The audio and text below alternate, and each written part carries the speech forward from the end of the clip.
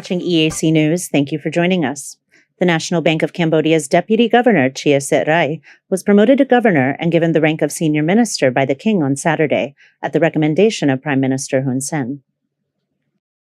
Starting at the MBC in 1999 and being promoted to deputy governor earlier this year, Chia Set Rai has made a meteoric rise since she obtained her PhD in economics in 2021. She is the daughter of former MBC Governor Chea Chanto and a member of various policy-driven committees within the central bank. Born in 1981, she was sent abroad to study at the age of 8, first in France, then in Singapore. She went on to earn a bachelor's degree in accounting and finance from New Zealand at the age of 18, a master's degree in banking in 2010, and a PhD in economics from the University of Adelaide, Australia in 2021. Some of her most prominent achievements during her 5 months as deputy governor involve promoting digital payments via agreements with China and Thailand that allow for international QR code transactions. She is also a firm proponent of increasing the use and reputation of the rial, Cambodia's national currency, and decreasing the use of American dollars in everyday Cambodian life. Chia Set Rai will be the first female governor to serve the MBC. Kristen Winters, EAC News. You're watching EAC News. Thank you for joining us. Heavy rains, winds, and thunderstorms have been pounding Cambodia's provinces over the last month, causing flooding, road closures, and even death. Over the weekend, 3 people were swept away by a flash flood while camping at Kampot's Oma waterfall. Authorities are still searching for one of them. EAC News reporter Anthony Ellis has the story.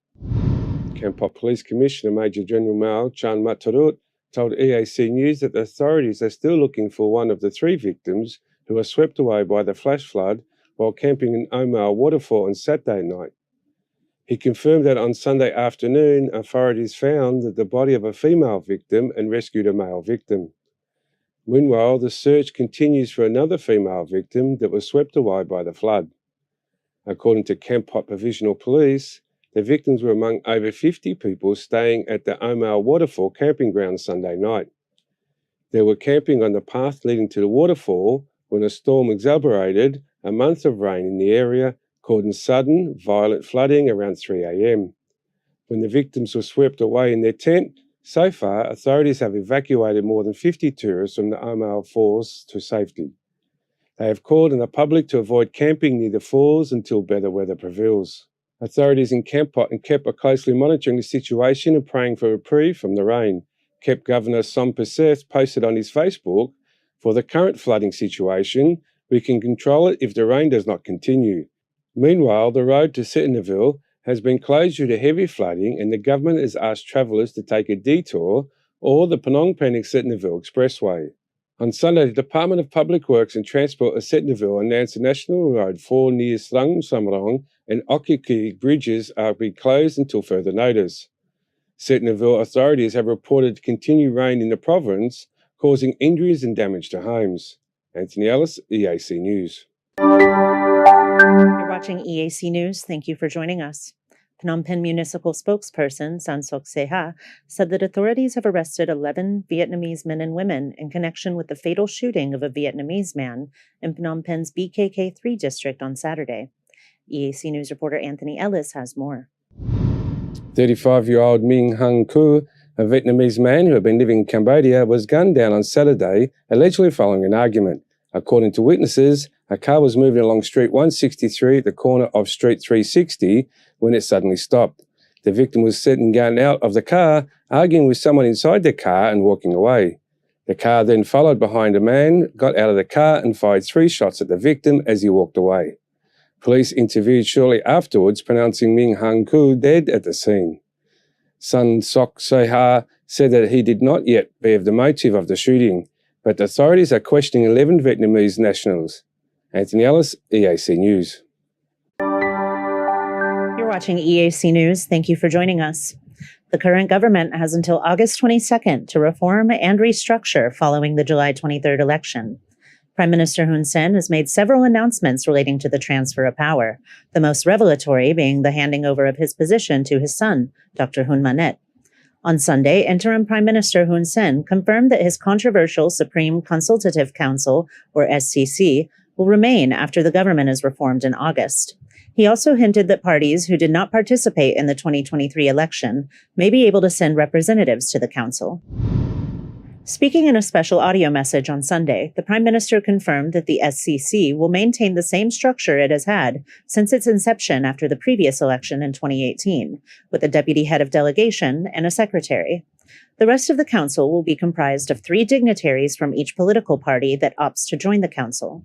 He left the decision of who will be allowed to join the SCC up to his son, incumbent Prime Minister Hun Manet, and his new government that is expected to take over on August 22nd.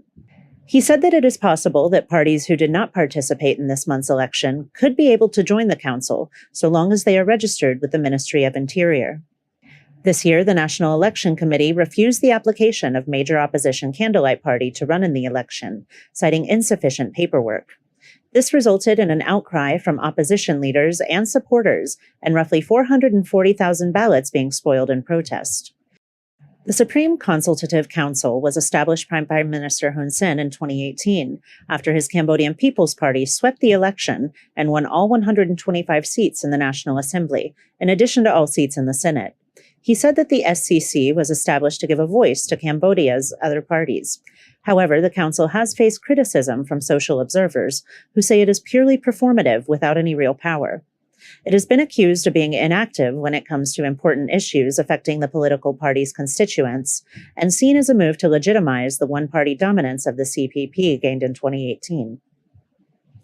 The Prime Minister has defended the council as a means of developing the country in the spirit of national unity. He said, quote, "We need to gather all the input from political parties, whether they have seats in the parliament or are political parties without seats," end quote. While the Prime Minister meets with other ministers and advisors to end the 6th mandated government and begin the 7th in August, he is also publicly contemplating shifting power within the government and called on senior ministers to give up their positions for seats in the National Assembly. He noted that lower-ranking officials, however, would largely be staying put.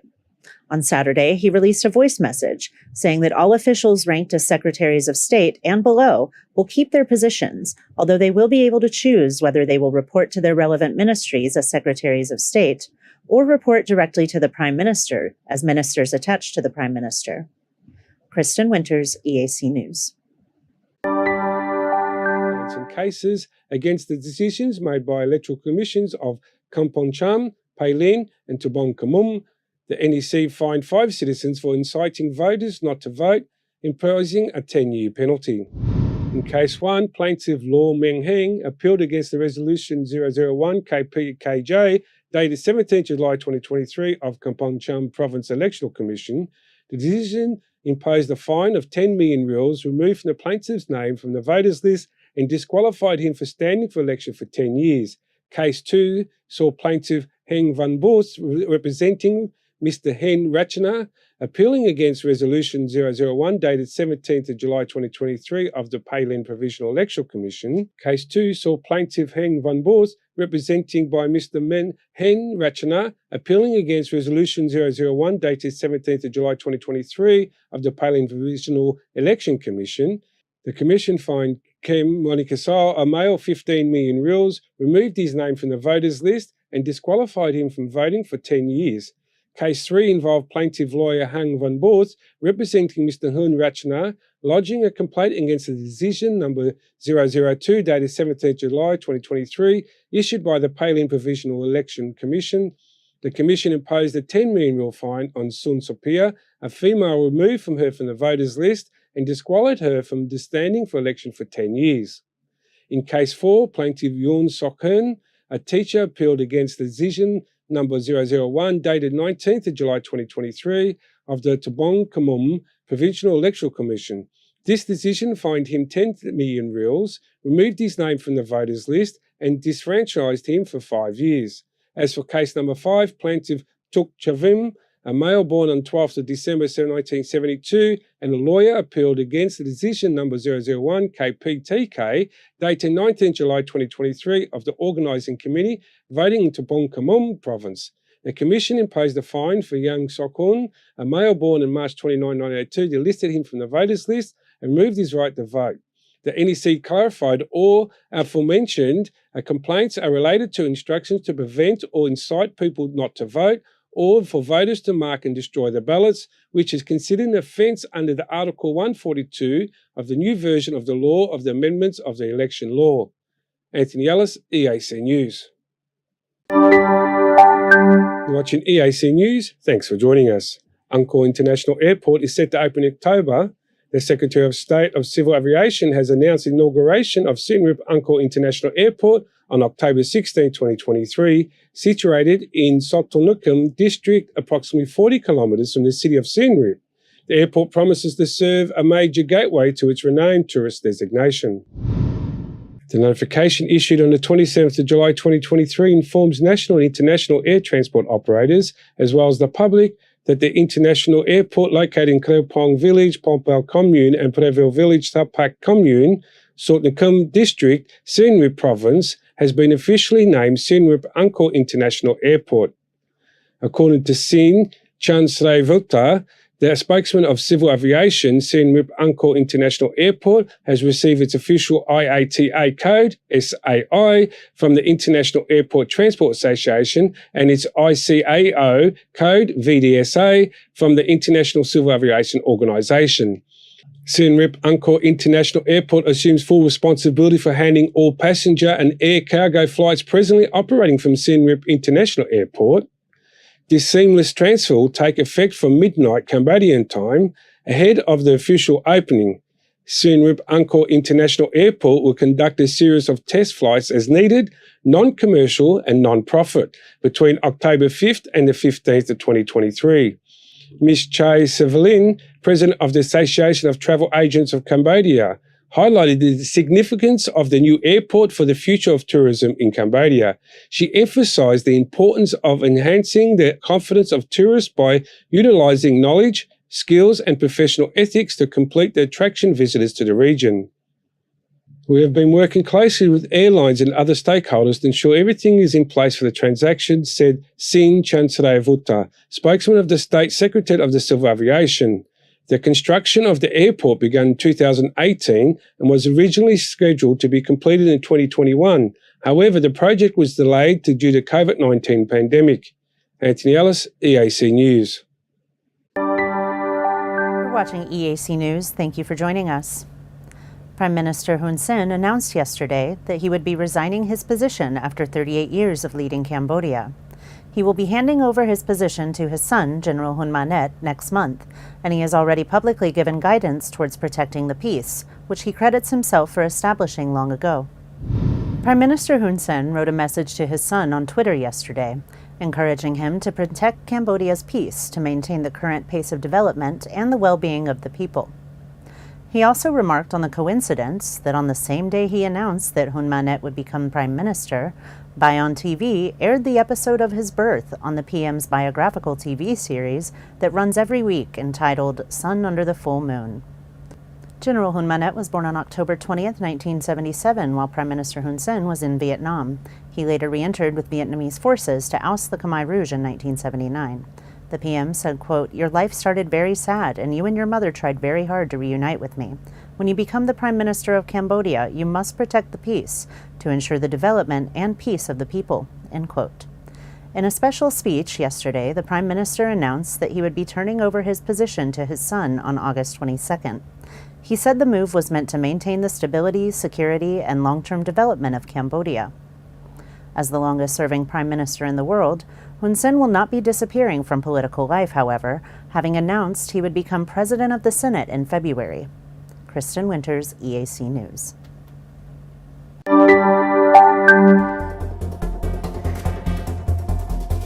គ្រាធម្មតាមួយនៃប្រជាធិបតេយ្យសន្តិភាពនិយមបែបខ្មែរសម្រាប់អ្នកសង្កេតការបរទេសគេភ្ញាក់ផ្អើលដែលការបោះឆ្នោតនៅកម្ពុជាចាប់ផ្ដើមប្រលឹមខ្លាំងតាំងពីម៉ោង 7 ព្រឹកប៉ុន្តែសម្រាប់ជនជាតិខ្មែរនេះគ្រាន់តែជាថ្ងៃធម្មតាមួយប៉ុណ្ណោះសម្រាប់ពួកយើងចូលចិត្តទៅពេលព្រឹកព្រលឹម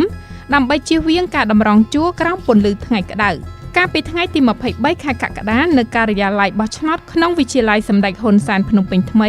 មានការកកស្ទះចរាចរណ៍នៅម្ដុំផ្លូវចូលសាលានៅចន្លោះម៉ោង 7 ព្រឹកដល់ម៉ោង 8 ព្រឹក ដោយសារអ្នកបោះឆ្នោតចង់ទៅបោះឆ្នោតឲ្យបានលឿន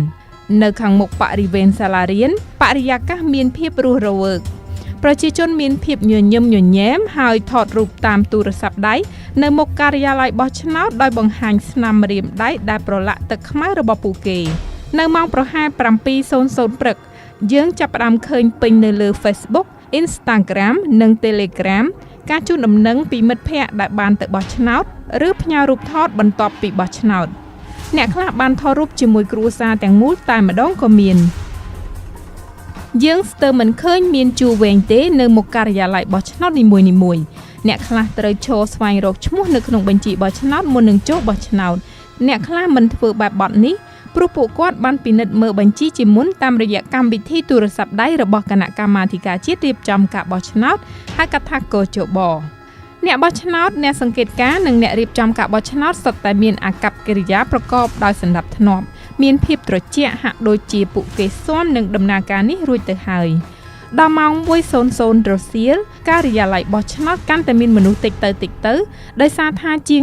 70% នៃអ្នកមានសិទ្ធិបោះឆ្នោតបានទៅបោះឆ្នោតរួចទៅហើយមុនពេលដែលការិយាល័យបោះឆ្នោតត្រូវបិទនៅម៉ោង 3:00 រសៀលចំនួនអ្នកទៅបោះឆ្នោតបានកើនឡើងខ្ពស់ដល់ទៅ 84.58% ដែលជាអត្រាខ្ពស់លើសពីការបោះឆ្នោតជាតិ4លើកចុងក្រោយចាប់ពីឆ្នាំ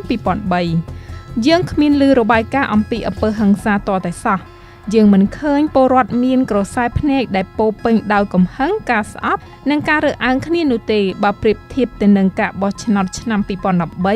កាលពីពេលនោះក្នុងកំឡុងពេលឃោសនាបោះឆ្នោតនៅពេលដែលក្បួន5គណៈបករបស់សមាជិកគណៈបកប្រជាជនកម្ពុជានិងគណៈបកប្រឆាំងបានជួបគ្នាម្ដងគេសង្កេតឃើញថាពួកគេហាក់មានអារម្មណ៍ដោយកំហឹង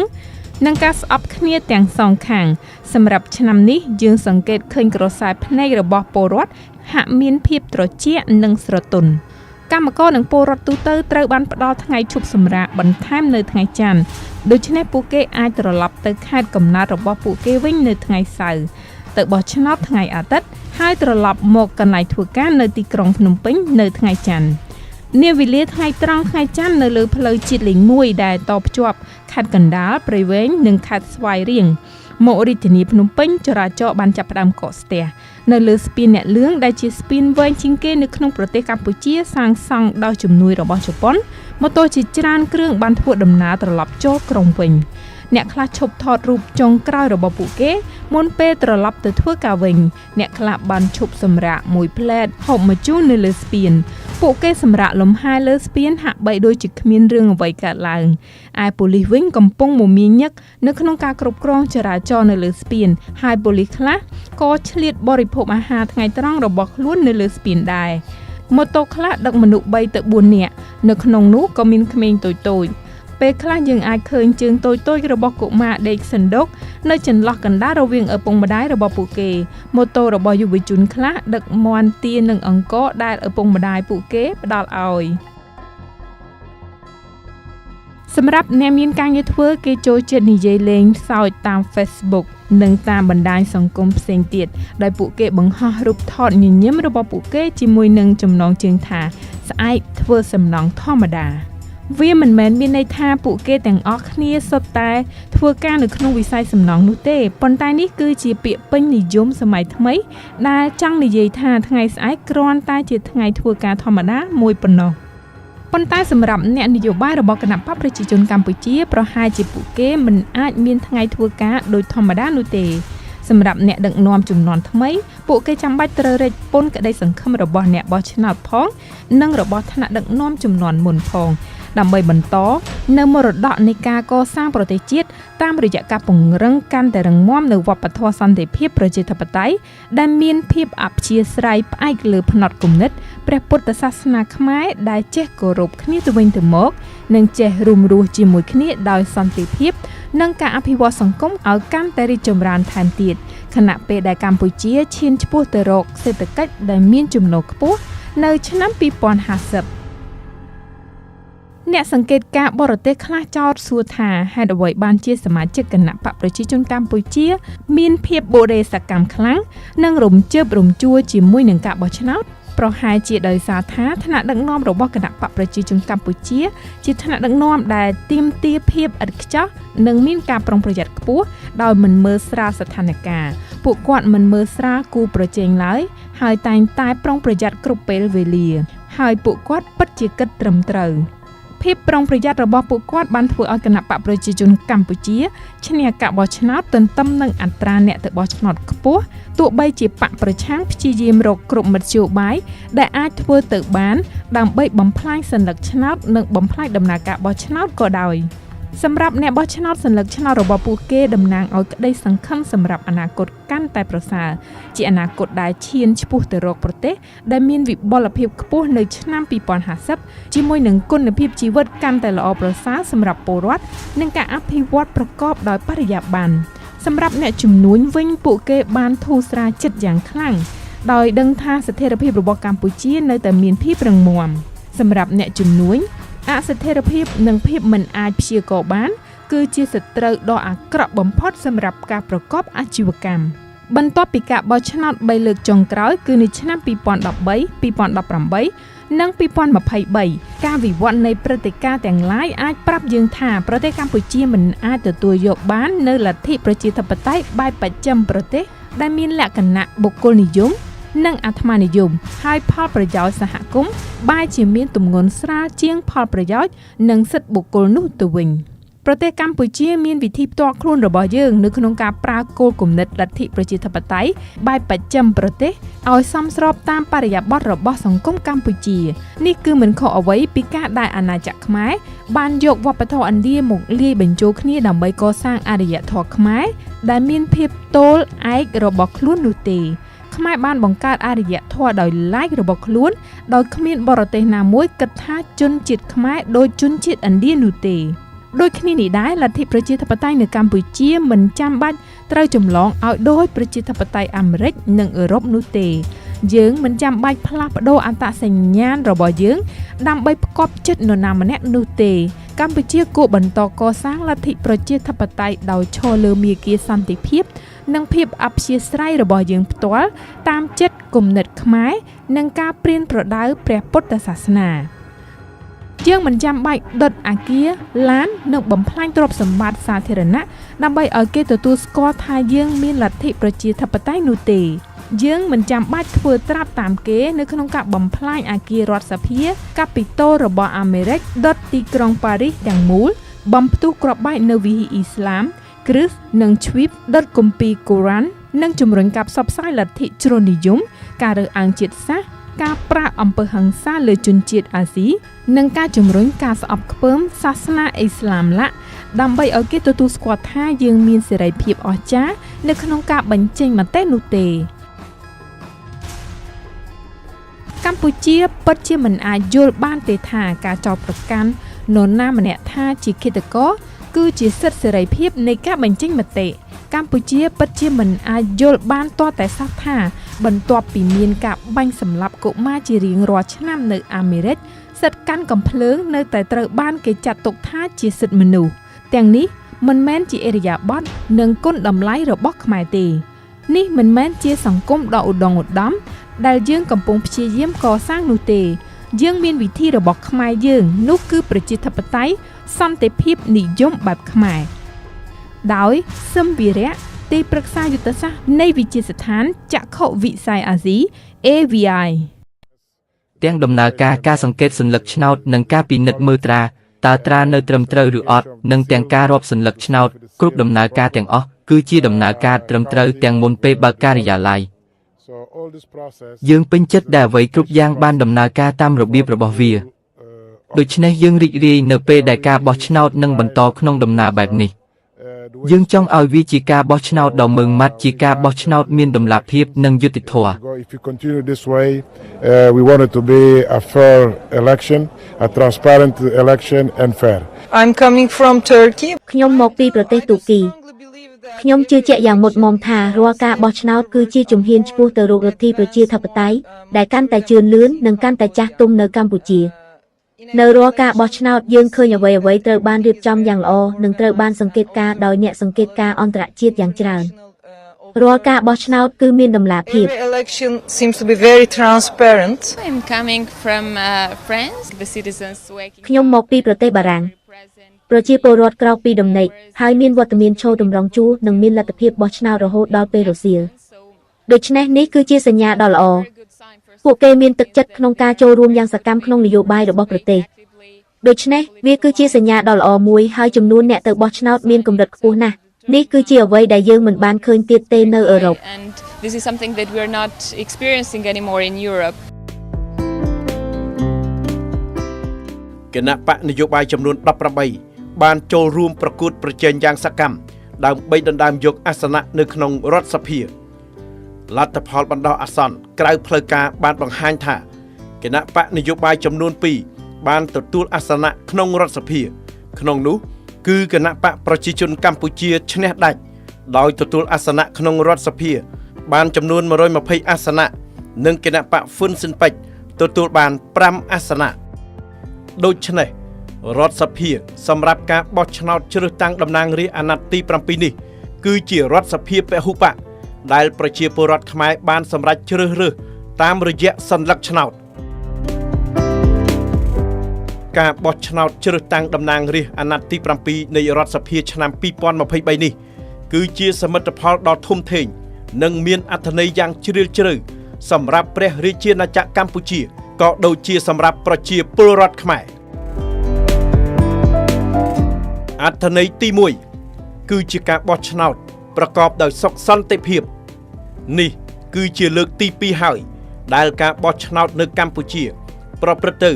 ក្នុងបរិយាកាសដ៏ល្អប្រសើរបែបនេះបន្ទាប់ពីការបោះឆ្នោតជ្រើសតាំងតំណាងរាស្ត្រអាណត្តិទី6កាលពីថ្ងៃទី29កក្កដាឆ្នាំ2018បរិយាកាសទាំងនៅមុនពេលបោះឆ្នោតក្នុងថ្ងៃបោះឆ្នោតនិងក្រោយការបោះឆ្នោតមានសភាពស្ងប់ស្ងាត់ល្អគ្មានអំពើហិង្សាគ្មានបាតុកម្មដែលបង្កភាពវឹកវរក្នុងសង្គមនិងគ្មានការព្រួយបារម្ភការរំខាន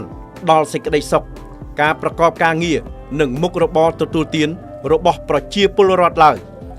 ខុសពីមុនដែលការបោះឆ្នោតបានក្លាយជាព្រឹត្តិការណ៍គួរឲ្យព្រឺខ្លាចជាពិសេសការបោះឆ្នោតឆ្នាំ2013ដែលប្រជាពលរដ្ឋខ្មែរនៅចងចាំដិតដាមក្នុងអារម្មណ៍នៅព្រឹត្តិការណ៍ហិង្សាវឹកវរចលាចលដ៏គួរឲ្យព្រឺខ្លាចដែលបង្កឡើងដោយក្រុមប្រឆាំងជ្រុលនិយមដោយសារពួកគេមិនទទួលយកលទ្ធផលចាញ់របស់ខ្លួនប៉ុន្តែចាប់ពីឆ្នាំ2018មកស្ថានភាពបានផ្លាស់ប្ដូរទាំងស្រុងគឺប្ដូរពីការបោះឆ្នោតគួរឲ្យព្រឺខ្លាចមកជាការបោះឆ្នោតក្នុងសុខសន្តិភាពយ៉ាងពិតប្រាកដមូលហេតុគឺដោយសារតែការបោះឆ្នោតទាំងពីរលើកចុងក្រោយនេះបានប្រព្រឹត្តទៅដោយគ្មានគណៈបកដែលប្រកាន់លទ្ធិជ្រុលនិយមចូលរួមនេះគឺជារបបនយោបាយដ៏សំខាន់ដែលប្រជាពលរដ្ឋខ្មែរចងចាំមិនអាចបំភ្លេចបានអត្ថន័យទី2ការបោះឆ្នោតថ្ងៃទី23កក្កដាឆ្នាំ2023នេះ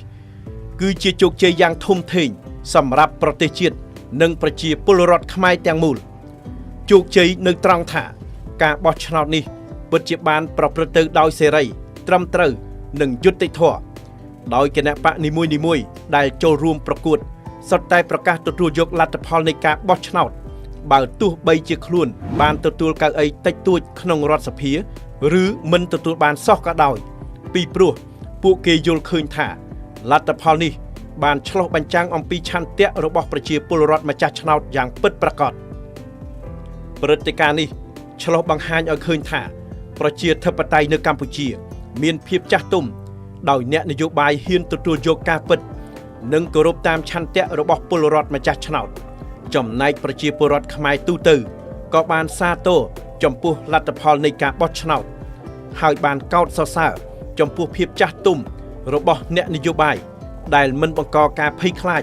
និងការរំខានដល់មុខរបរនិងការងាររបស់ពួកគេនៅក្រៅការបោះឆ្នោត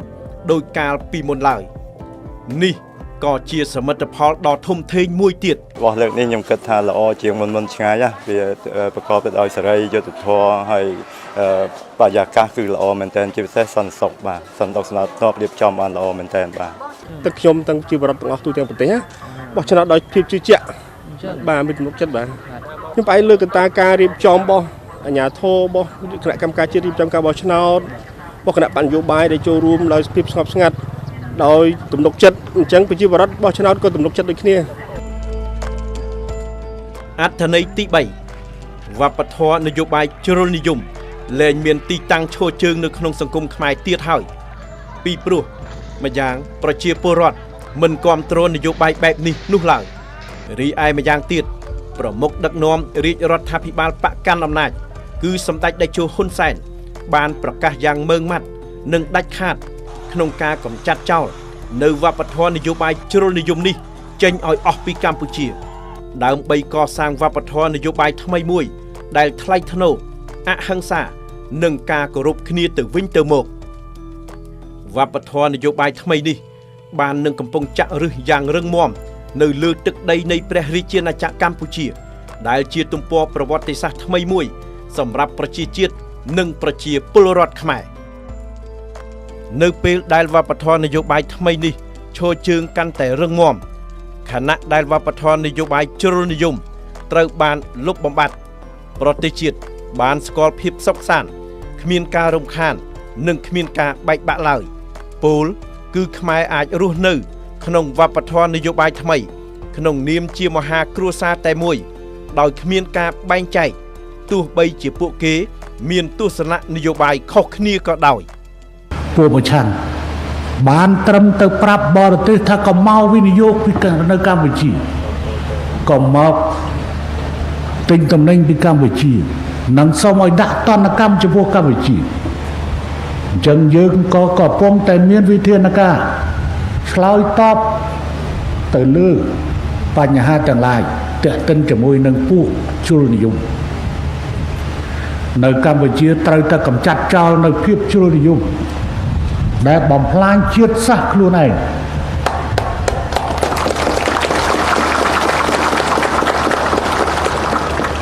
ប្រទេសដទៃបើទោះបីជាគេប្រឆាំងគ្នាក៏ប៉ុន្តែគេមិនសម្លាប់ប្រជាជនទេគេផ្ដល់ឱកាសសម្រាប់ប្រជាជនដើម្បីមានមុខរបរមានការងារធ្វើតាមរយៈនៃការដែលគេជំរុញវិនិយោគចូលទៅក្នុងស្រុកផ្ទុយទៅវិញពួកយើងនេះក្រុមខ្លះមានកូនធ្វើកម្មករដែរក៏ប៉ុន្តែបែរជាទៅគ្រប់គ្រងអានេះទៅបំផ្លាញឆ្នាំងបាយកម្មករចឹងទេយើងក៏កំពុងរិះរកវិធីដើម្បីកម្ចាត់ក្រុមនេះចោលនិយាយតាមបែបកម្ចាត់នយោបាយជ្រុលនិយមចេញពីកម្ពុជាដើម្បីធានាថាកម្ពុជានឹងមានសន្តិភាពមានស្ថិរភាពនយោបាយនិងការអភិវឌ្ឍដែលពីមួយថ្ងៃទៅមួយថ្ងៃចេះតែមានការកើតឡើង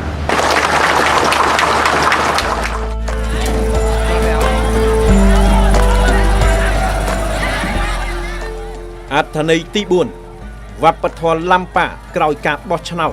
ក្រោមហេតុផលចោទប្រកាន់ដោយគ្មានមូលដ្ឋានថាគណៈបកប្រជាជនកម្ពុជាបានលួចបន្លំសន្លឹកឆ្នោតមិនអាចបន្តអធិភាពក្នុងប្រទេសនេះបានទៀតឡើយពីព្រោះប្រជាពលរដ្ឋខ្មែរពិតជាធុញទ្រាន់និងចិនណាយខ្លាំងណាស់ចំពោះព្រឹត្តិការណ៍ដែលកើតឡើងដដែលបែបនេះអស់ជាច្រើនទសវត្សរ៍វប្បធម៌ឡាំប៉ាក្រោយការបោះឆ្នោតដែលបានបាត់ចេញពីឆាកនយោបាយកម្ពុជាក៏ជាលទ្ធផលនៃការដាក់ចេញវិធានការតឹងរ៉ឹងរបស់សម្ដេចតេជោហ៊ុនសែនប្រមុខដឹកនាំរាជរដ្ឋាភិបាលគណៈបកកាន់អំណាចដើម្បីលុបបំបាត់ចោលការលាបពណ៌និងការចោទប្រកាន់បកប្រជាជនកម្ពុជាដោយបំពាននិងដោយគំនិតទុច្ចរិតថាបានលួចបន្លំសន្លឹកឆ្នោតវិធានការនេះគឺដើម្បីការពារកិត្តិយសនិងសេចក្តីថ្លៃថ្នូររបស់គណៈបកប្រជាជនកម្ពុជាសរុបមកវិញការបោះឆ្នោតជ្រើសតាំងតំណាងរាស្ត្រអាណត្តិទី7ឆ្នាំ2023នេះគឺជាសមិទ្ធផលដ៏ធំធេងនិងជាប្រវត្តិសាស្ត្រសម្រាប់ប្រជាជាតិនិងប្រជាពលរដ្ឋខ្មែរបន្ទាប់ពីការបញ្ចប់សង្គ្រាមស៊ីវិលដោយនយោបាយឈ្នះដែលជាបំណងប្រាថ្នាដ៏ពិសិដ្ឋ មិនអាចកាត់ថ្លៃបានរបស់ប្រជាពលរដ្ឋខ្មែរសម្ដេចតេជោហ៊ុនសែនប្រមុខដឹកនាំកម្ពុជាក៏បានសម្រេចបំណងប្រាថ្នាដ៏សំខាន់មួយទៀតរបស់ប្រជាពលរដ្ឋខ្មែរគឺការបោះឆ្នោតដែលប្រព្រឹត្តទៅដោយសេរីត្រឹមត្រូវយុត្តិធម៌និងក្នុងបរិយាកាសសុខសន្តិភាពអាចនិយាយបានថាក្រោមការដឹកនាំរបស់រាជរដ្ឋាភិបាលគណៈបកប្រជាជនកម្ពុជាដែលមានសម្ដេចតេជោហ៊ុនសែនជាប្រមុខនិងមានឯកឧត្តមបណ្ឌិតហ៊ុនម៉ាណែតជាអ្នកបន្តវេនគណៈបកប្រជាជនកម្ពុជាតែងតែបានធ្វើឲ្យក្តីប្រាថ្នារបស់ប្រជាពលរដ្ឋខ្មែរបានសម្រេចជាដរាបមិនថានៅលើទិដ្ឋភាពសង្គមគិច្ចសេដ្ឋកិច្ចឬនយោបាយឡើយហេតុនេះហើយបានជាគណៈបកប្រជាជនកម្ពុជាជ្រើសរើសយកនិមិត្តសញ្ញាទេវតាបាចផ្កាដែលតំណាងឲ្យពរជ័យសិរីមង្គលនិងវិបុលសុខសម្រាប់ប្រោះព្រំឲ្យប្រជាពលរដ្ឋខ្មែរឲ្យសម្រេចបានគ្រប់បំណងប្រាថ្នារបស់ខ្លួនចិត្តបងរំពឹងមួយជាតិនឹងស្មោះតែបាំងទេវតាបាំងជួយខែមរាអភិវឌ្ឍស្ដារជាតិចម្រើនគ្រប់វិស័យពិតមែនហើយបងបាំងចំឡងខ្មែរពីរុងអវជ័យសន្តិភាពថ្លាថ្លៃពុកម៉ែតាយាយសែនរីករាយគាំទ្របាំងទេវតាបាំងទេវតាប្រព្រំសង្ខាខែមរាទាំងប្រុសស្រីបាំងទេវតាបាំងទេវតាបាំងសាប់សាបញ្ចប់សង្គ្រាមទាំងស្រុងលេខ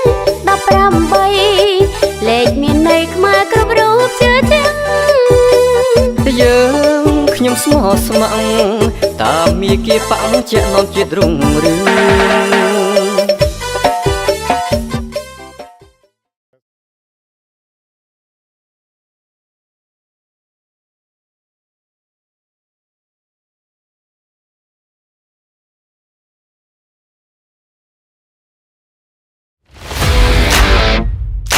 តើលោកអ្នកចិត្តរៀបអាពាហ៍ពិពាហ៍មែនទេហើយពិបាករកក្រុមហ៊ុនថតវីដេអូផ្សាយផ្ទាល់ដែលមានគុណភាពមែនទេអស់កង្វល់រ៉ាទីកាជាក្រុមហ៊ុនទទួលស្គាល់លំដាប់អន្តរជាតិលើសេវាកម្មថតផ្សាយផ្ទាល់គ្រប់កម្មវិធីកម្រិត 4K ដំបូងបង្អស់នៅកម្ពុជារ៉ាទីកាប្រើប្រាស់ឧបករណ៍ទំនើបម៉ាកល្បីធានាគុណភាពការផលិតតាមបច្ចេកវិទ្យាទាន់សម័យរ៉ាទីកានឹងជួយធ្វើឲ្យកម្មវិធីលោកអ្នកកាន់តែមានភាពអស្ចារ្យលោកអ្នកនឹងបានឃើញរាល់សកម្មភាពក្នុងពិធីទៅលើកញ្ចក់ទូរទស្សន៍ទំហំធំកម្រិត 4K និងការបញ្ចាំងលើផ្ទាំងក្រណាត់សព្រមទាំង LED ដែលមានរូបភាពច្បាស់ត្រជាក់ភ្នែកសូមអញ្ជើញកក់ពីឥឡូវនេះតាមរយៈលេខទូរស័ព្ទ012 823 848 017 838 889និង016 823 848រ៉ាទីកាទំនុកចិត្តការទទួលខុសត្រូវនិងគុណភាពខ្ពស់